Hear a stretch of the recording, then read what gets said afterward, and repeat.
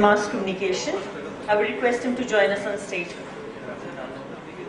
Professor Rajan Mahan, Dr. Shravan Mukherjee, Director KIIT Group of Institutions, Ghaziabad. Dr. D.D. Shukla, Principal, Alpha College of Engineering, Ahmedabad. And Dr. K. Veera Venkatesh, Principal and Director, International Relations, Chaitanya Postgraduate College, Warangal.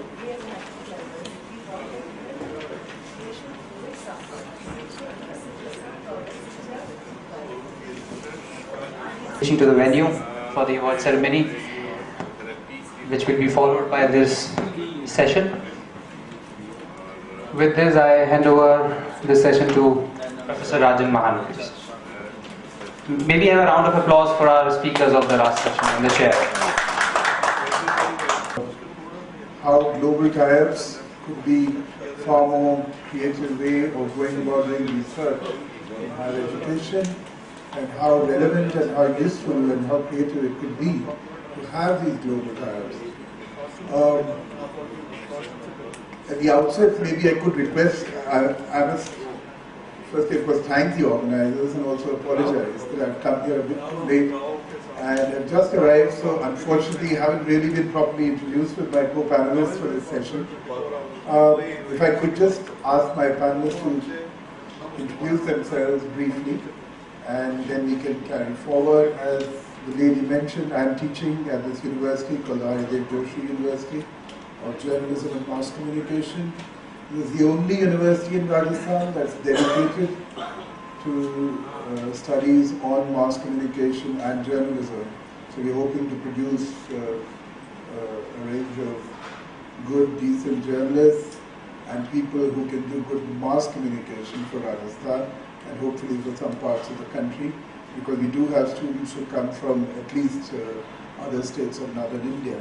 So quite looking forward to this assignment. And of course, earlier, some of you might be aware, I was working for a long time, nearly 2 decades, with one of India's premier news channels, NDTV. So that's broadly the work experience that I have. And I've, of course, before getting in with NDTV, which was ages ago, I was also teaching at Rajasthan's oldest and most prestigious university, the Rajasthan University, here in Jaipur. So that's a brief introduction for myself. If I could ask my fellow panelists to also self-introduce themselves, then we can begin this session. Yeah, I'm Dr. Shravan Mukherjee. I'm working as a director as a KIIT Group of Institution. KIIT Group of Institution is under UP Technical University and it is based in Ghaziabad. It is a very old institution, 1998. So today we got a 300 students, 300 teach faculty. I have a different school like School of Management, School of Pharmacy, School of Master in Computer Application, beside that, of course, the engineering. Basically, this institute is a top rank in the UP Technical University as university rank holder. Our basic interest, of course, remains with the technical educations, developing entrepreneurs, and also our postgraduate programs in MTech in engineering, pharma, beside the MBA. It's highly focused on how do you make more skillful people for the industry. That is the main focus. I am Dr. Veera Venkatesh from Chaitanya Postgraduate College, Warangal, Telangana State. The Telangana State, everybody knows, recently bifurcated from Andhra Pradesh and formed as the 29th state in the Union India. Our college management established this Chaitanya Postgraduate College in 1993 and offers professional as well as non-professional courses. And the management has also established one degree college, one postgraduate college with non-professional science courses and professional science courses, and pharmacy as well as engineering course. And these Chaitanya Degree College and Chaitanya Postgraduate Colleges were accredited by NAAC for 2 cycles with the same grades. And also, these colleges were given autonomous status by University Grants Commission, New Delhi, for the 2nd cycle also. both by the University Grants Commission and Kakatiya University Warangal. Warangal is a place next to Hyderabad, and everybody knows that next to Hyderabad, it is tri-cities are there. Tri-cities, Anamkota, Warangal, Kazipet. It is better known as. And with regard to this, why they have selected me for the panel discussion, because I am the director for the international relations. Management is tied to 3 institutions. One is University of Alabama, that is 25th ranked university in USA, that is state government state university. Second is Savannah State University, Garcia, and third one is Commonwealth University, USA. All these universities I got tie-up with the management courses as well as this engineering and pharmacy tie-ups also there. For this participate in this deliberations. Thank you for giving this opportunity. Thank you, one and all. Good evening. Myself, Dr. D.D. Shukla. I am a principal of Alpha Engineering College, Ahmedabad, Gujarat. And our group has total 7 engineering colleges. I am also advisor to other engineering colleges of our group. I have 21 years experience, and I was in SR Steel for 10 years as a manager. So SR is the second largest steel producing company after Tata Steel. And since last 11 years I am in academics. So total experience is 21 years. And just now we signed MOU with 2 foreign universities. One is Wrocław University, Poland, and second is Fanshawe College, Canada. Thank you. Thanks very much. So I'm not very good with names. So what we do is I call them the gentleman from Warangal, the gentleman from Ghaziabad, and the gentleman from Ahmedabad. Of course, I'm the sort of local host here because I am from Jaipur. These are also the names. Sorry? These are also the names that you are counting. Warangal. Exactly. So, the sessions, I'm sure all of you have had a long and maybe a slightly tiring day of deliberations through this conference.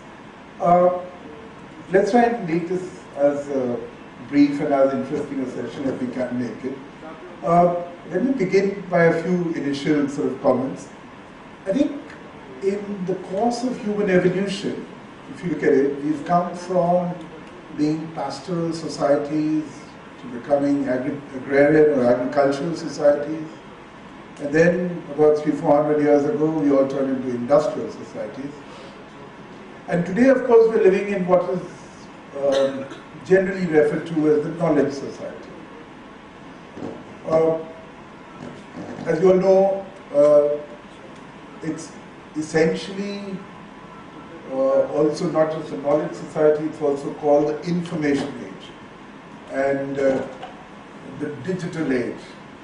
What's happening is that this digital age or this information society, knowledge society that we're living in has actually turned the world into 2 kinds of spheres.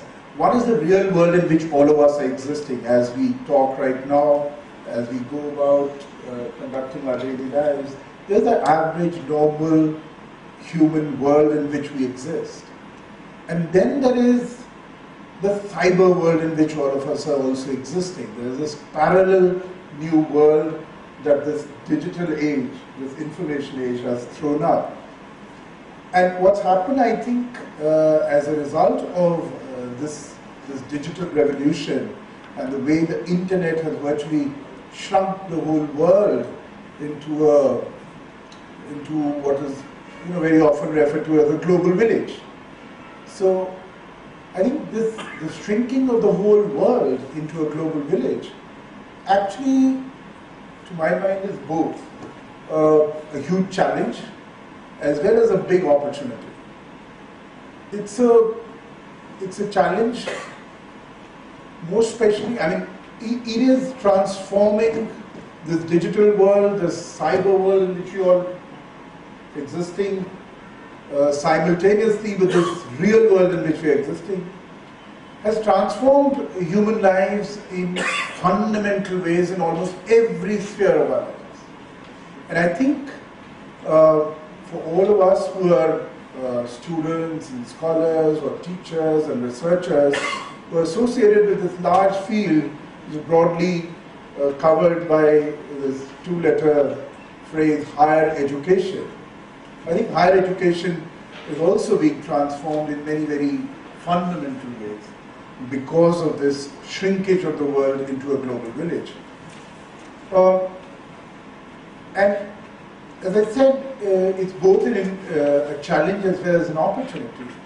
And this comes for higher education at a time when we are going through a rather difficult phase in the evolution of higher education as a sphere of human existence.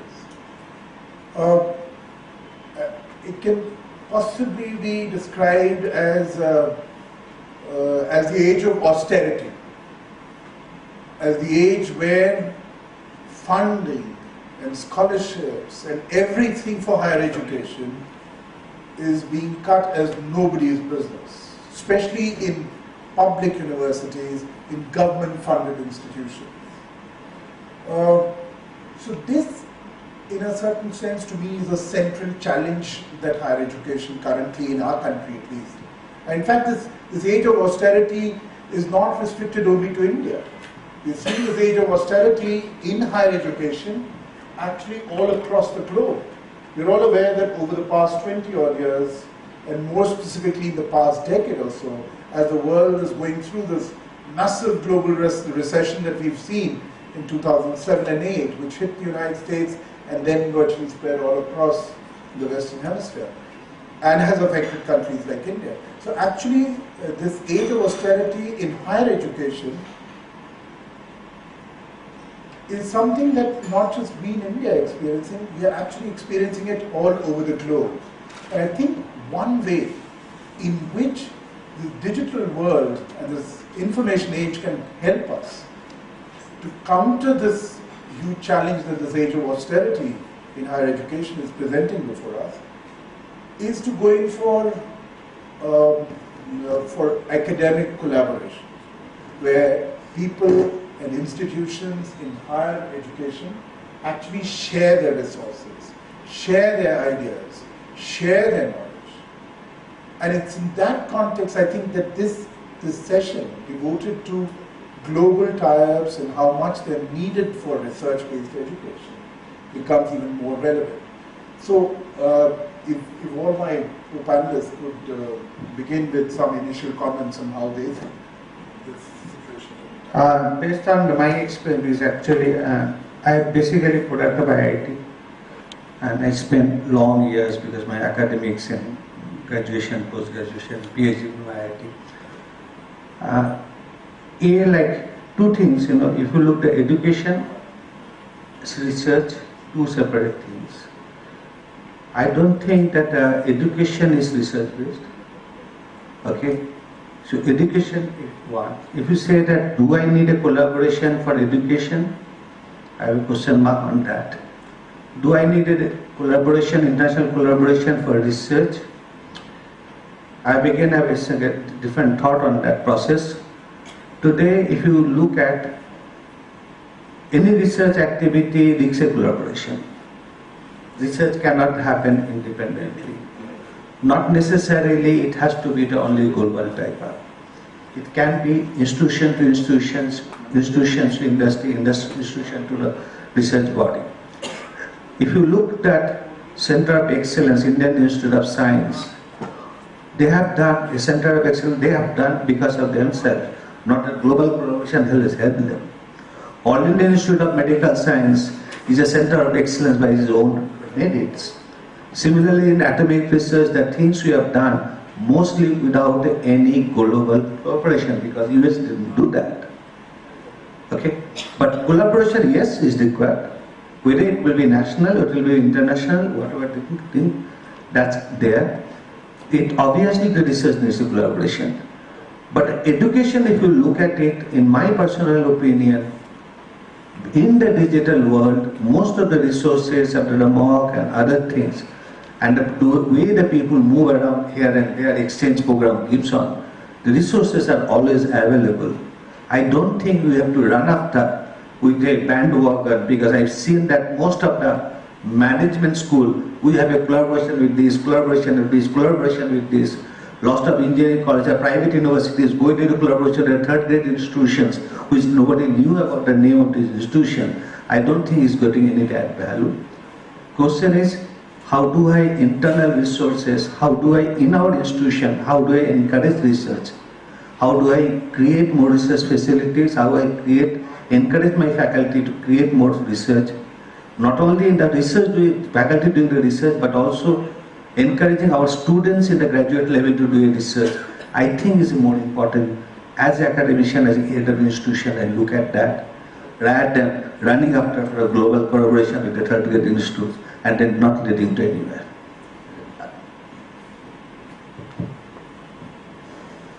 The personalities over here are quite well learned. I did not detail about the research. Actually, what research is going on in our country, we should not take advice factors of the research.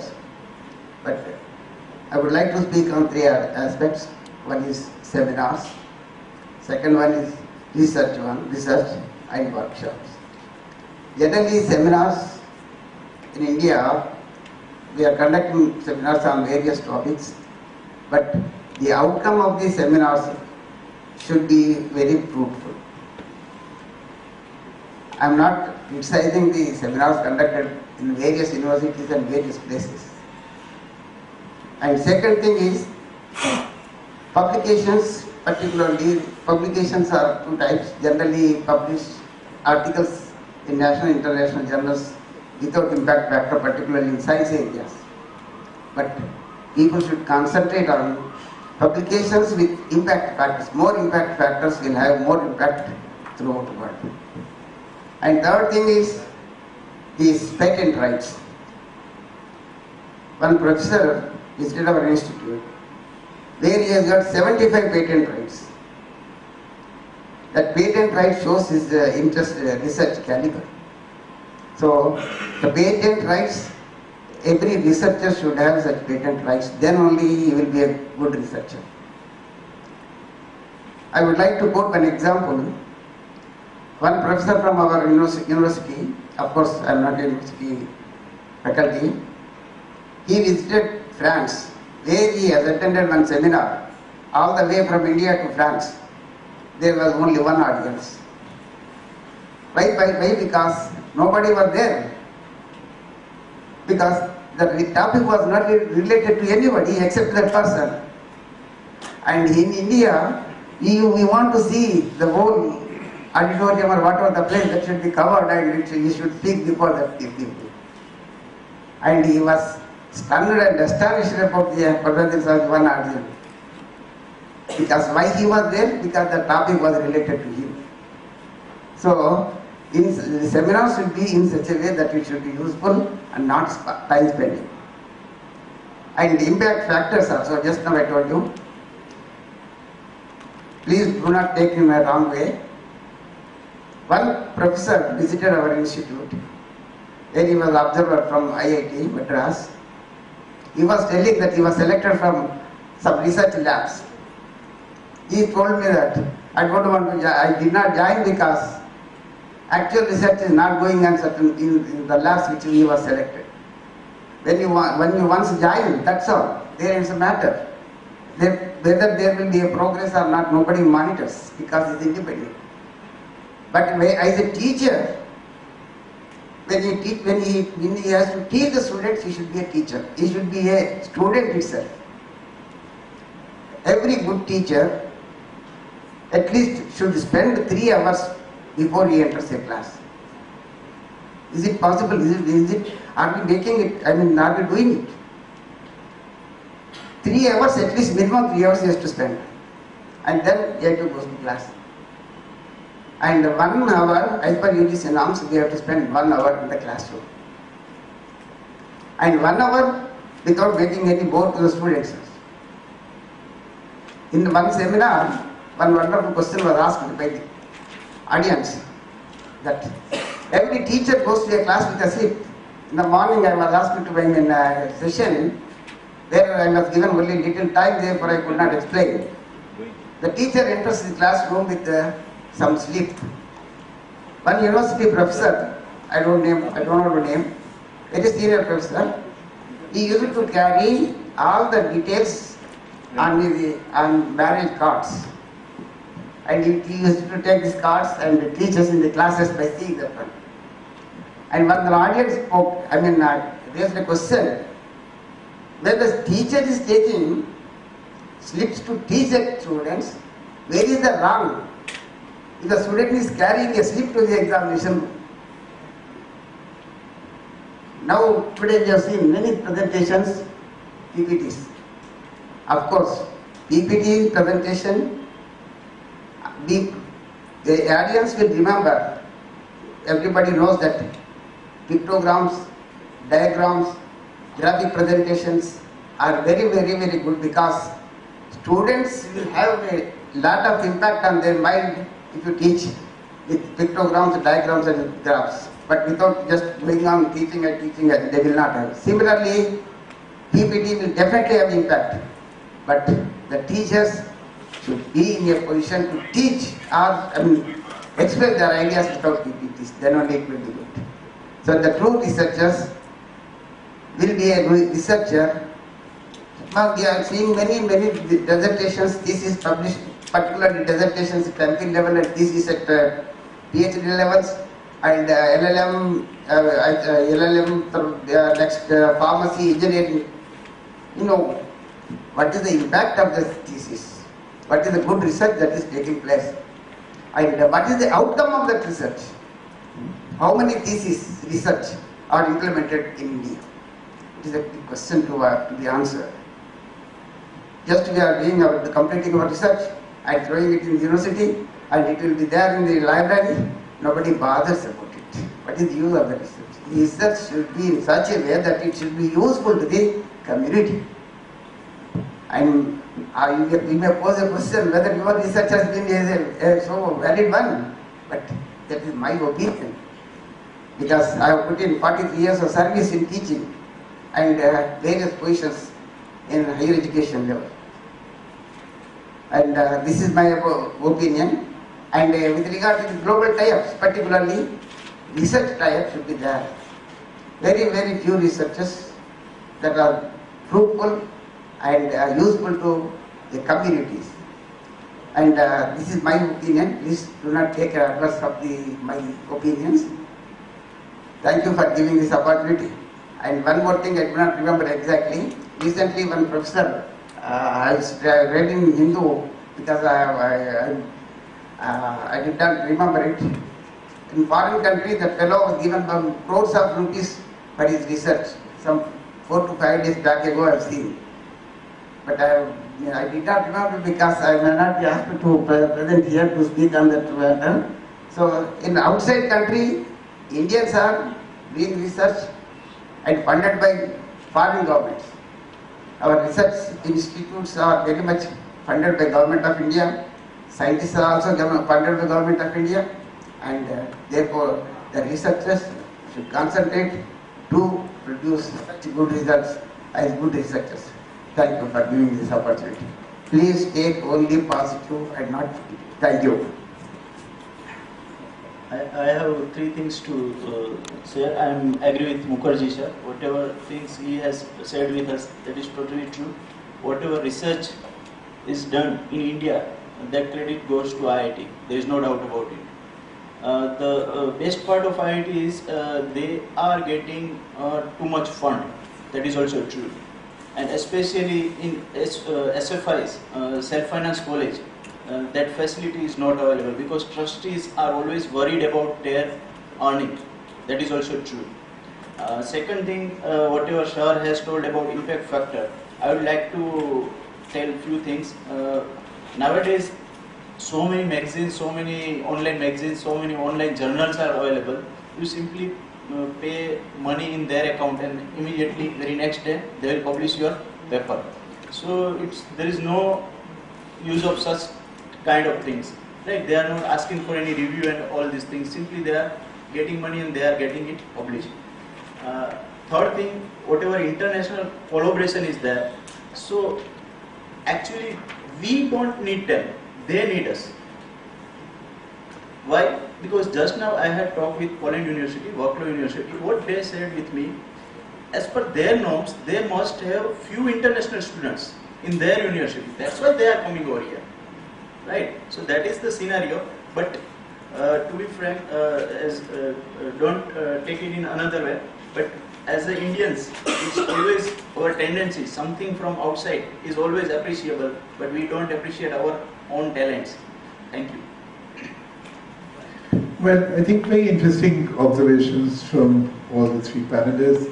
I think one of the central issues that seems to have emerged is that we are fundamentally questioning the whole idea of whether we do need these global tie-ups at all. As our friend from Ahmedabad has pointed out, and also the friend from, I'm getting Ghaziabad and the Ahmedabad friend have pointed out. I mean, do we need to have tie-ups with second-rate institutions? Because simply their because standard over there, whether they are up to. Sorry, sir. Sorry for interrupting. We don't know whether they are working as a whatever IITs are working over here or IISc Bangalore is working over here. You can see Mukherjee sir he is well aware about this. 24 hours research laboratories are open. Student anytime they can come and do the experiment, take the readings, and they can conduct the things. Right. Same scenario is available in their university. It is remarkable, or it is recognized university. That things we should check before doing tie-up and all these things. Exactly. So basically, high quality educational institutions abroad that we need to have tie-ups with. Yes, sir. You had something to say. So I mentioned I come from BMS Punjab University. We have a collaboration with, and see, the fundamental question is, what kind of a university are you making? Or what kind of institute are you? If you are an ROI kind of institute, then the question of thinking that you need a collaboration to do research is just not there. The research is fund intensive, research needs faculty time, which you are not willing to give. So when we were looking for collaboration and we decided on Imperial, we had MIT in mind. So we were very clear. See, Imperial is number 2 in the world because of the quality of research that they do. And for Imperial to get in relationship with us was very clear that we will be able to contribute to their research. You research a collaboration partner you need a collaboration partner to pursue research if your university or institute is designed to do research. So, for example, how do we go about doing it? We said a faculty has, let us say, 8 hours per day to 1600 hours working hours in a year, which is on the lower side, but take it that. So we thought 40% of the time of the faculty should actually go to research. Now, how many of us work from that angle? Look, a faculty will be appraised 40% on teaching, 40% on research, 20% on other activities. You run practice school, you run industrial visits, you run admissions, or somebody runs a blog or other things. So it is very clear. The partner can bring a great deal of research acumen, research expertise, research competence. You have to understand how to leverage this partner.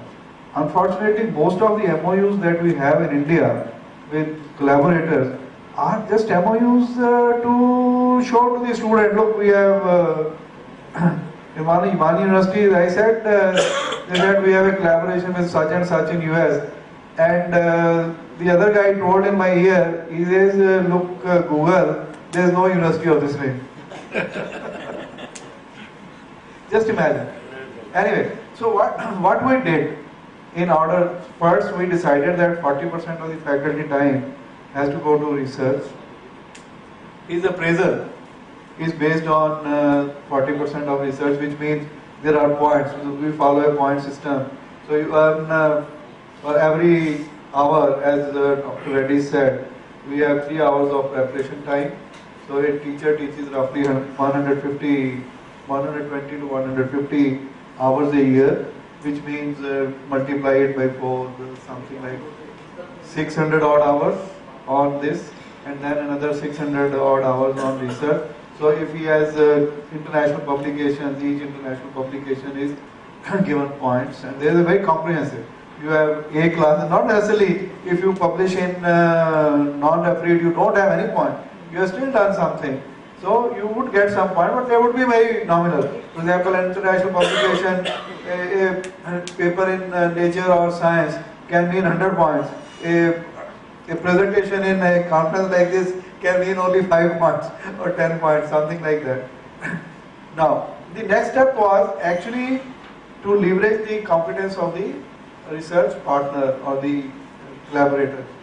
So you map what kind of faculty expertise that you have, what kind of faculty expertise they have, and after doing this mapping, then you find out common areas of interest. For example, you get force research. I am researching, for example, healthcare system in India, sitting in Imperial.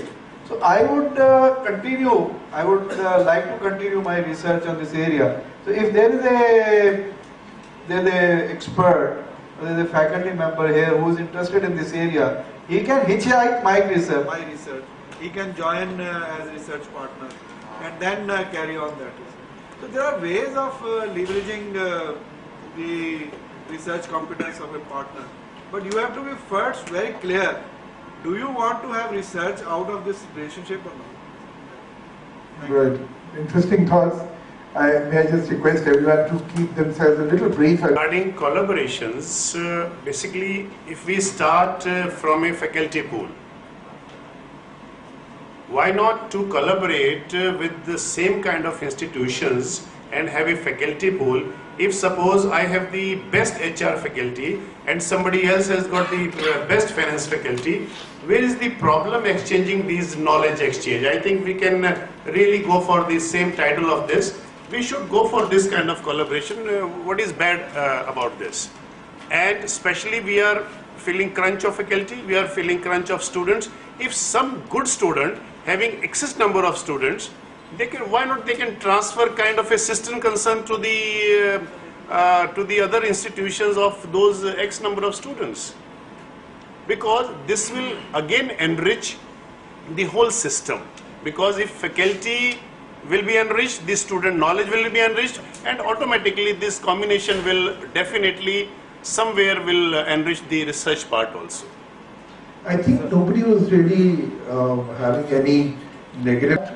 Some not such high quality institutions within the country, and we all know, I mean, higher education or education in itself, privatization in our country very often in the educational field has actually meant commercialization, where people are getting into the education field not because they wish to expand the knowledge or wish to serve society, but because they wish to make a fast buck. And it is those kinds of institutions which very often have these slightly dubious foreign-based universities and collaborations with those universities, and they wish to have it on their CV to try and attract more students to their universities, and these MOUs with some second-rate universities in England or America or Australia or wherever, they then become passports for them to be able to attract more students within their local community.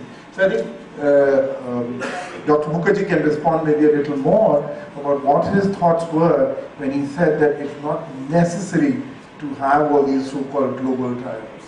Yeah, I think we talked about the research. I think that was the point we were coming back. We never said exchange is okay. Any collaboration is good. So that's okay, because within the country, outside country, fine. Because here the topics is research-based education. So we are focusing, concentrating only on that topic, not moving on the other area.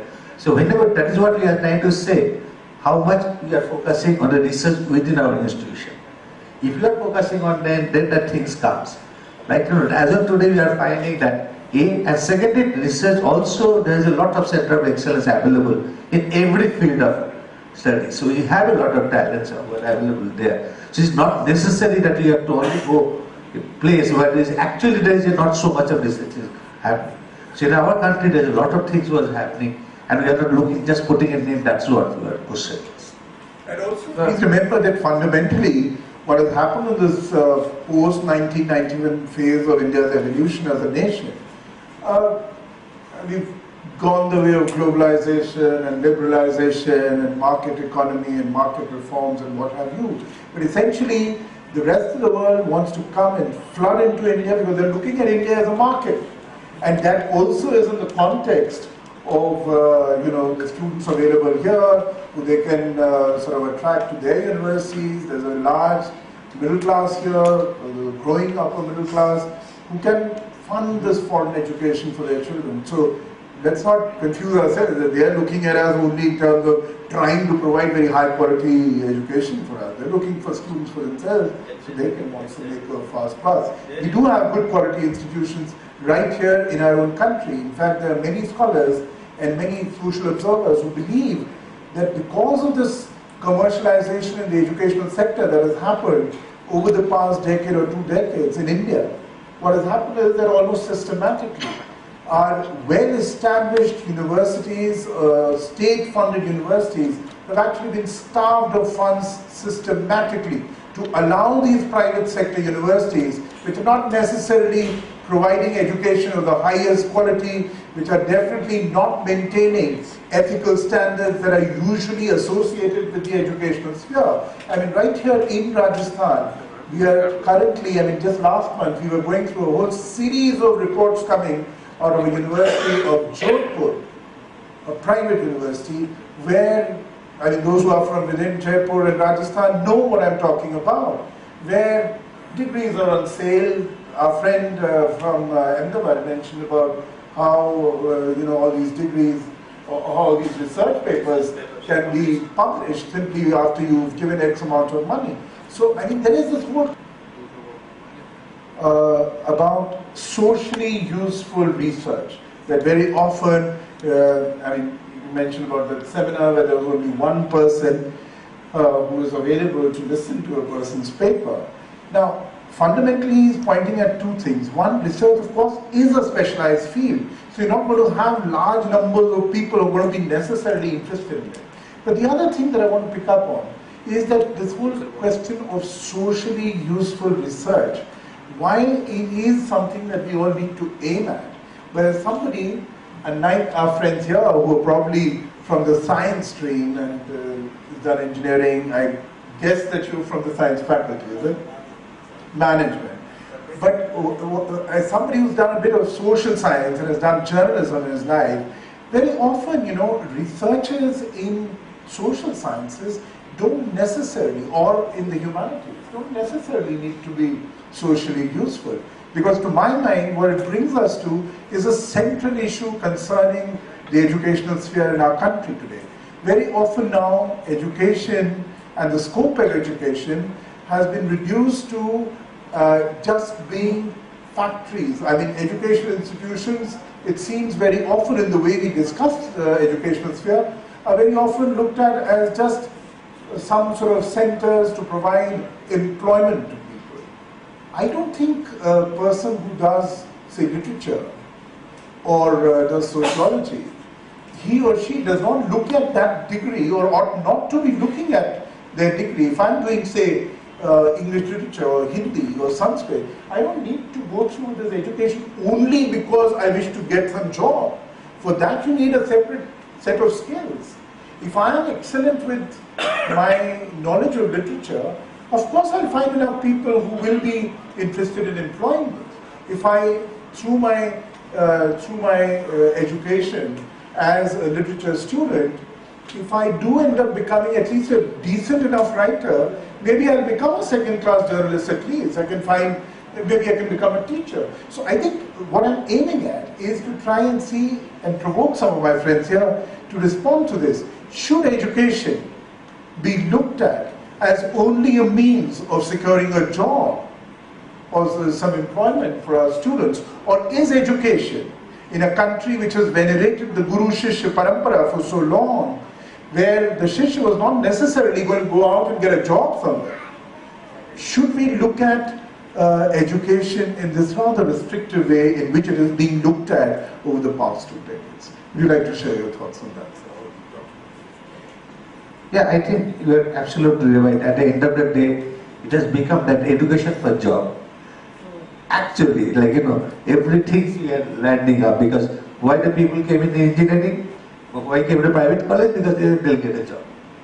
So actually, so ultimately we lost in that game, because then we could not give a job, then we think education is no useful. But that education and job somewhere or other, obviously we couldn't isolate, because at the end of the day we are asking for such a amount of money. People are looking, if I spend 8 lakhs or 10 lakhs rupees money for getting to the engineering colleges, and then what happened? And other side of the story, like, in the other area, like if you look at how many people, really bright students, go out doing the physics honors or chemistry honors or maths honors. So, and ultimately how many good basic, if in Delhi, if you look at it, how many graduations that generally, like BSc become colleges, how many colleges came out in the last 10 years or 15 years? Zero actually. We have not built up the capacity. People are not that. Well, ultimately the science, what are the basis that country we are proud of the science research? Absolutely gone haywire. We are not actually today, the GST is crying, where is the scientist? So that is what happened. And if you see the real, actually if you see that the IT is one way, the software coding, really in the scientific world, whatever in India has done, the space research, atomic research was exemplary work has been done by the science people. And today, no bright student want to do the science, because at the end of the day we say, study only for getting job. One thing I would like to share, sir. Please. So, in place of this international collaboration, their universities, they are just producing the PhD holders just like a product, or you can say number of, and on the same topic, same objective. And there are some organizations who are just declaring on the website that, okay, we do the job of writing the PhD, writing the research work. So you see, today if a student wants to do the research and he wanted to decide the topic, he is not having any platform where he can check that whether on this topic anybody else has done the PhD or not. So in my opinion, within the country itself, with all the universities, there is a requirement of doing the collaboration, I think. Thank you. Sir, we have actually applied for IIT Bombay Research Center. They are running remote research center all over the country. Means regular base they are conducting faculty development program and all these things. It's some sort of video lecture and all these things. It's really amazing. You can take advantage of IIT faculties. Thank you. Yeah, Dr. Naik, I think this is, Professor, would you like to share something about the question that I asked you? Should education be looked at and should research be looked at as only whether it is socially useful or not? Knowledge for the sake of knowledge is also one way of pursuing research, is it not?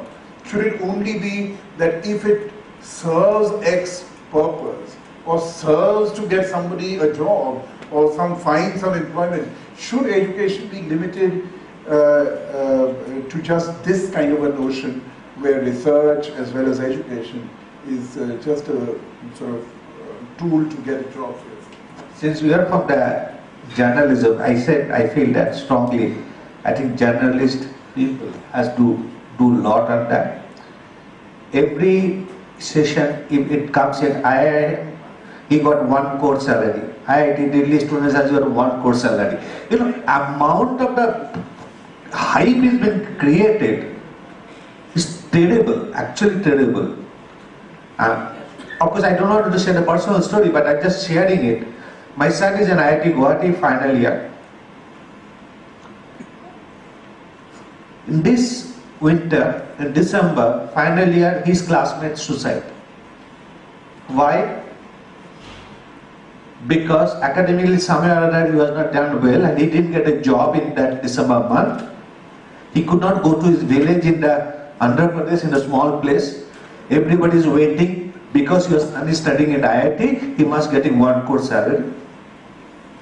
And that is the newspapers are doing the creative thing that every IITian or every IIMs are getting 1 crore jobs. You know, This is the way that we know, the way you are creating the hypes in the market. I'm saying all of us need to be very careful on doing that. Even we also academics saying, oh, our student has got 5 lakh jobs, so I'll look at the 8 lakh jobs. We never say how many students actually got placed. Even IIT also doesn't get 100% placed, reality. So that's the story. I think we as academicians has a role to play, because we are trying to also hyping it that quite much, plus journalists are also doing quite a lot of it. Sure, I tend to agree with you. I mean, I don't want this session to become one more session of media bashing, because that's quite a favorite pastime these days in this country. Yes, of course, the media is equally responsible for many of the things that are going wrong. In fact, in any gathering of this kind, if you were to ask, I mean, media is both. If you were to ask on any topic, if you were to ask what are the possible solutions to this problem, and if you were to say what are the difficulties that are creating this problem, I think the media would figure in the list of most people on both sides. The Americans say you are either a part of the problem or you are a part of the solution. Very often the media, the way it's now being projected, becomes a part of both. It's a part of the problem, it's also a part of the solution. So I tend to agree with what you're saying very often, because even with the IITs, I mean, I have personally covered IITs. I mean, people who graduated from IITs who are teaching in coaching institutes in Kota, because that pays a hefty sum of money. I've also been aware of people who've come from the best of engineering colleges who are ending up becoming bank managers, who are getting into the IAS, who are doing all kinds of things. I mean, so this is the irony of our educational system as a whole. When I was talking about research, I felt that, you know, research ought to be something that is driving a human being. He wishes to explore a problem. He wishes to engage himself for X number of years or months or hours with them, in grappling with that problem, and then he comes out with solutions. I mean, remember, when we all think of scientific research, the one thing to me as a child, ever since as a child, the one scientist that I always remember is Madame Curie, and that lonely pursuit that she went through with. And yet, in this world, in the current scenario in which we exist, we're talking about collaborations, we're talking about global tie-ups, etc., etc. So if there's anybody who would like to, who has a counter narrative to this, because our friends here said we don't need to go in for global tie-ups with second-rate institutions abroad. What we need is to look at the quality of those educational institutions with which you're going to have a collaboration or a tie-up. And secondly, as our friend there in the audience suggested, perhaps we should look also more intensively at having academic collaborations within the country. I would say even within the states. I mean, if research is to become socially relevant, as our friends here suggested, it must be rooted in the specificities of the local community, the local area in which you exist. If I'm a geographer, if I'm a geologist, maybe I should find out a little more about the soil quality in Rajasthan and what can be done to prevent these problems of soil erosion. How can we prevent or at least minimize this expansion of the Rajasthan desert? What are the specific steps that can be taken to try and minimize that kind of danger? So, to my mind, actually, not just within the country, I would say within the state, within the local district, local area where you're located.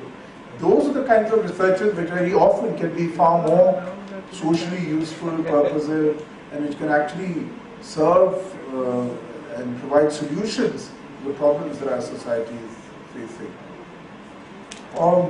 Any other concluding remarks that our friends would like to share?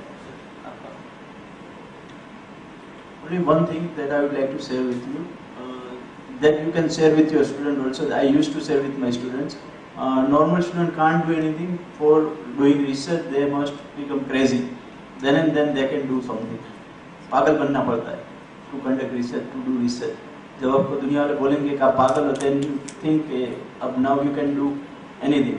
Best example is Steve Jobs, right? Second inning में, as you know, he was thrown out from his own company. And second inning में he invented iPad, iPod, iPhone. 3 best things, right? So that is called research. Thank you. But he was out from his institution. He was not awarded by any degree, though he was very great researcher. Exactly. So one person is research work. True. And one more thing I would like to add here. So many deans and faculties from management schools are also there. Apple is doing business without using any management theory, and still they are more successful.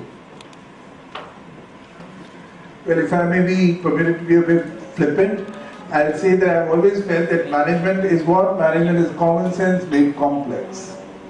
Okay? So I'm not surprised that an institution like Apple goes through without any major management sort of theories or practices that are prescribed for us by management schools. I'm not trying to minimize the importance and the kind of very interesting exchange of ideas.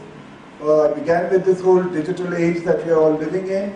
I think the one ethic that this digital age will eventually compel all our societies, it's driving all our societies towards, are the values, I think, of transparency and accountability. And I think these are things that are required as much for our higher education as they're required for our democracy. And I think if all of us can start putting our heads together on how we can make the functioning of higher educational institutions more transparent, more accountable, that I think we will all be contributing unitedly towards creating a better and a more democratic society that we need in this country. Thank you all for lending your time and your ears and your attention to all of us. I hope I'm only echoing the thoughts of all my colleagues here as well as the audience, that we've had a stimulating session. And thanks to the organizers, maybe we can now conclude this session and move on to the next one. Thank you very much for your time. Secretary of Rajasthan Public Service Commission, Shri Naresh Thakral, is reaching to the venue. And then we are starting with the award ceremony. So I request humbly all of you to...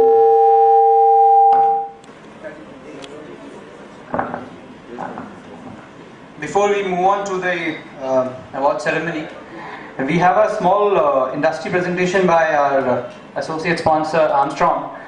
It will be focusing on school sound technology or sound in education. So I request everybody to just go through the presentation which Mr.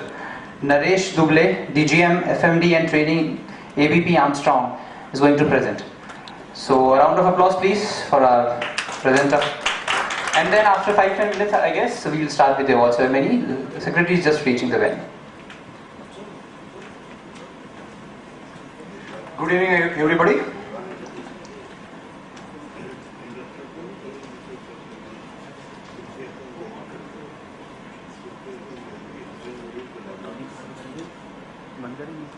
"15 minutes on very common sense topic, as in school is for students, you know. And most of us will agree with me that common sense is most uncommonly used. But acoustics and sound has its own importance in learning spaces. Like, I can be a brilliant speaker and you can be a great listener, but if we can't connect with each other, the entire time which we are going to spend is not going to be useful. So sound in education is a blind spot in current education systems, and I'll seek your attention for next 15 minutes to just understand the nuances of what we are saying and how it impacts your day-to-day life when you go back after listening to this presentation. So thanks a lot for your attention and time out here. So in our education system, it is not sufficient for kids to be in the classroom just listening to the teacher. He need to understand what teacher is saying and need to reproduce himself in the end of examination just to prove that he has enough skill in it. And only say that student is good and institute is good. So for that to happen, we need to have a clarity of the sound in learning places. We call it intelligibility of the sound. And that is achieved by architecture, like what kind of building we have and what kind of surfaces which we provide in the learning places. Once we achieve that sound clarity, we need to protect that clarity from noises which is coming into that place. So any sound which is not a teacher's and a student's interaction is noise in that learning place. So the noise coming in a lecture coming from the next class is a noise in this class. A movement in the passages which is involuntary activity is distracting student in my class, so it's noise in my class. Or a street noise. So we need to be mindful about that, and with greater awareness we can make greater choices and the change can prevail into the way we do education in our country. This is a snapshot of the study which we have done in this country. This is a real study at a ground level where we have taken notification of a two parameter. One is background noise and second is reverberation time. Now background noise can be easily measured by you by a simple app on the smartphone called Sound Meter or Noise Tube, which can help you to understand what is the dB level which you have in your learning places. That's a sound loudness. Second parameter is reverberation time. Now when sound reverberates beyond 0.5 seconds, like if you have a 1 second or 2 seconds kind of reverberation time, you can hear the echo. The human ear can understand sound when it comes back to it after half seconds. And you all have experiences in a conference room or on a lecture hall, somewhere the echo is coming in. Now what happens when you have reverberation more than a half second? If you say book in that place, it will sound like book, bag. So understand when you talk different language, English as a second language or technical terms, it's so much difficult for student to connect the dots. Background noise. In the class, the noise created by a student is also a result of the not understanding, but end of it, if you have a sound level of 65 dB, like this is one of the school out here is 58 dB, and the public school in Jaipur, it has 66 dB when we did the study with that school. What happened? You and me can produce sound up to 65 dB, 75 dB to 80 dB max as a human being. 120 dB is bomb blast. So if background noise is 65 dB, the teacher is forced to speak at peak performance level of her delivery capacity. Now, language and words are just 5,000, 2,000 year old. Emotions are far deeper. So I can say I love you in 10 different ways, and each I love you has a different meaning. Now, where do we have that faculty present with the teacher in communication? So he or he is monotonous. The good teacher is a loud teacher because he can reach to maximum number of students. And a mother tells the kids, go and sit with first 2 rows because those are the golden seats. If you're sitting in back bench, you are a backbencher. So our education system is creating backbencher by virtue of the position they have inside the class or the height they have, because they are not distracting the students. So these are the clear issues of a blind spot in education with respect to sound. Do you agree with me on this? This is like really connecting with what is happening on the ground in your classroom. So we did study with Kota, with some of the leading institute in coaching classes, and they are using enhancers. They pay heavy salaries to the teachers, and they take heavy money from the students. They put enhancers, and enhancers actually, like speaker, sound comes out and also distract the next classroom which is present in the premises, and entire dB level of the building goes up.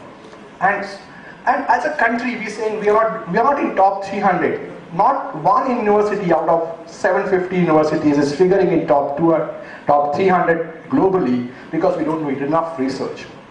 Now, mathematics, science are the subject which are taught on the board. So it's easy to connect the dot. You're either right or wrong. But when it comes to research, it's about language, it's about thinking, it's about innovation. And as a community as a whole, we are depriving our kids to develop that faculty early age in the school education. And that continues when you go to higher education.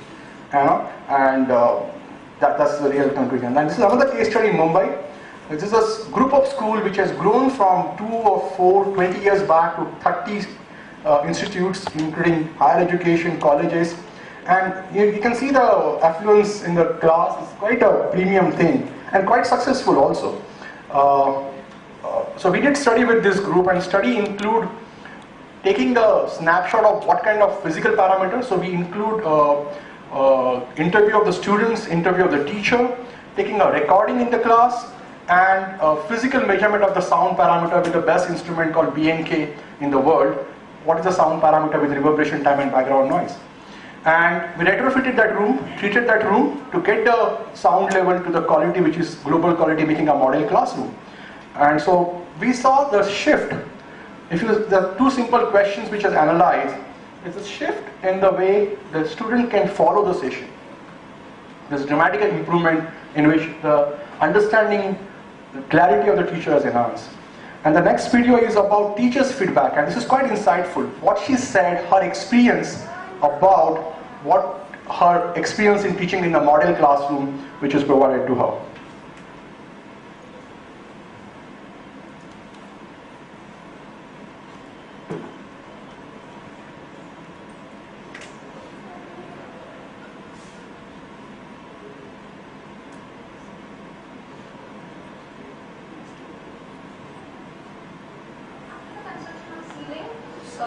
You could say the voice is somewhere there in the room. It's like the echo. I couldn't hear the echo also. Last time it was necessary for me to kind of take a rounds between the rows so that they could hear easily. But this time I could stand in the middle in front of them and speak. There's no need for me to take a round sometimes so that I could make sure they're listening to me properly or my voice is audible.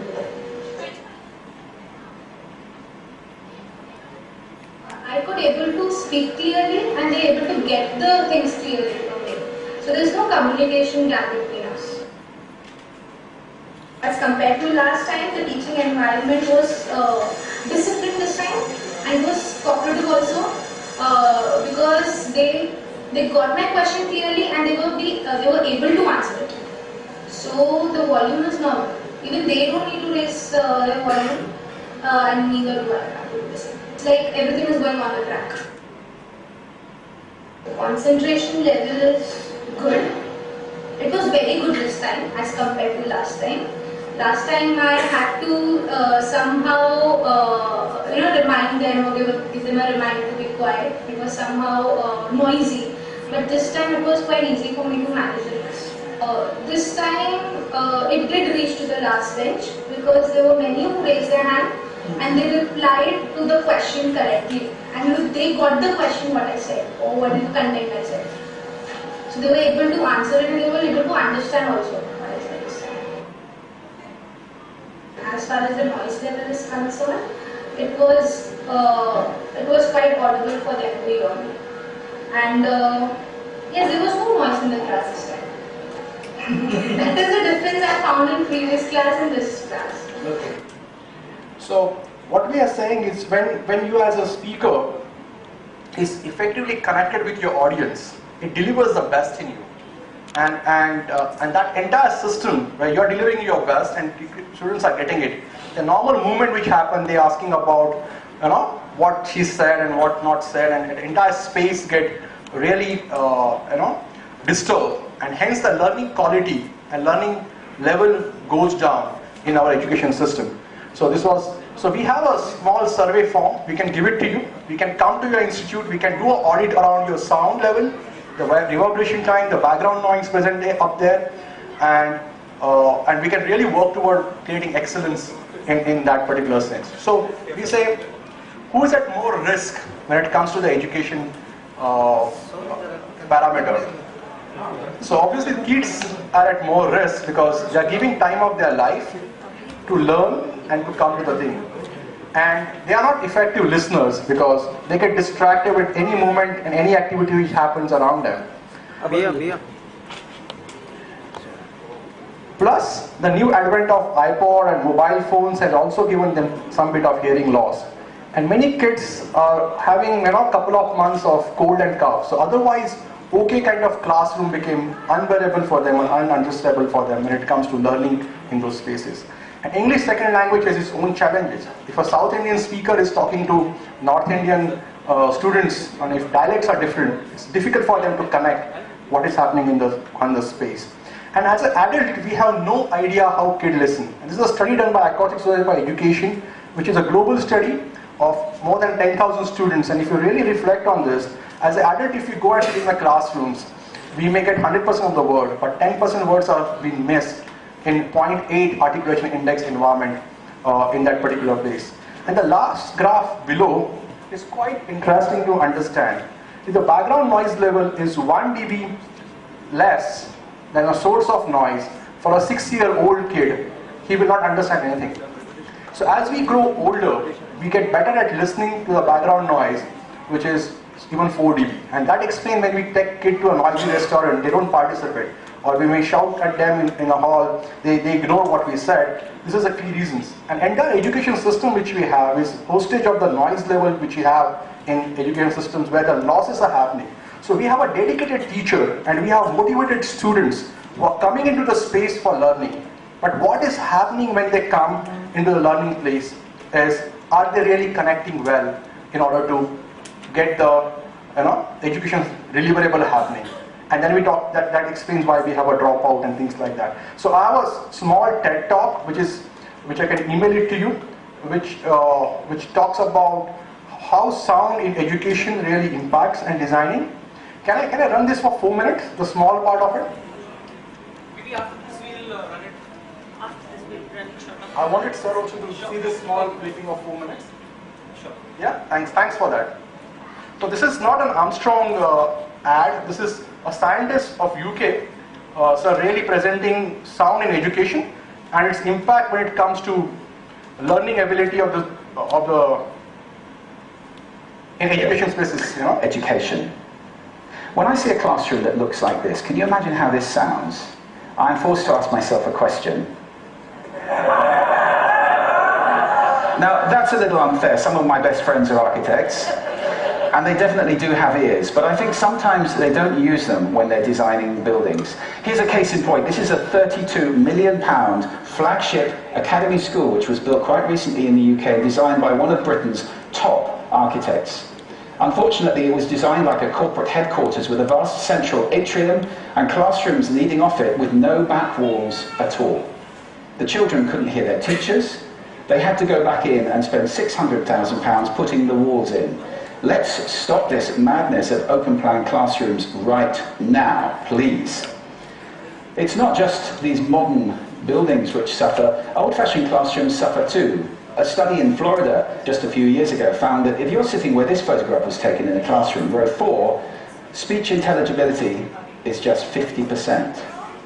Children are losing 1 word in 2. Now that doesn't mean they only get half their education, but it does mean they have to work very hard to join the dots and understand what's going on. This is affected massively by reverberation time, how reverberant a room is. In a classroom with a reverberation time of 1.2 seconds, which is pretty common, this is what it sounds like. In language, infinitely many words can be written with a small set of letters. In arithmetic, infinitely many numbers can be composed from just a few digits with the help of the symbol 0. Not so good, is it? If you take that 1.2 seconds down to 0.4 seconds by installing acoustic treatments, sound-absorbing materials, and so forth, this is what you get. In language, infinitely many words can be written with a small set of letters. In arithmetic, infinitely many numbers can be composed from just a few digits with the help of the symbol 0. What a difference. Now that education you would receive, and thanks to the British acoustician Adrian James for those simulations, the signal was the same, the background noise was the same, all that changed was the acoustics of the classroom in those 2 examples. If education can be likened to watering a garden, which is a fair metaphor, sadly much of the water is evaporating before it reaches the flowers, especially for some groups. For example, those with hearing impairment. Now that's not just deaf children. That could be any child who's got a cold, blue ear, an ear infection, even hay fever. On a given day, 1 in 8 children fall into that group on any given day. Then you have children for whom English is a second language, or whatever they're being taught in is a second language. In the UK, that's more than 10% of the school population. And finally, after Susan Cain's wonderful TED Talk in February, we know that introverts find it very difficult to relate when they're in a noisy environment doing group work. Add those up, that is a lot of children who are not receiving their education properly. It's not just the children who are affected though. This study in Germany found the average noise level in classrooms is 65 decibels. I have to really raise my voice to talk over 65 decibels of sound. And teachers are not just raising their voices. This chart maps the teacher's heart rate against the noise level. Noise goes up, heart rate goes up. That is not good for you. In fact, 65 decibels is the very level at which this big survey of all the evidence on noise and health found that that is the threshold for the danger of myocardial infarction. To you and me, that's a heart attack. It may not be pushing the boat out too far to suggest that many teachers are losing significant life expectancy by teaching in environments like...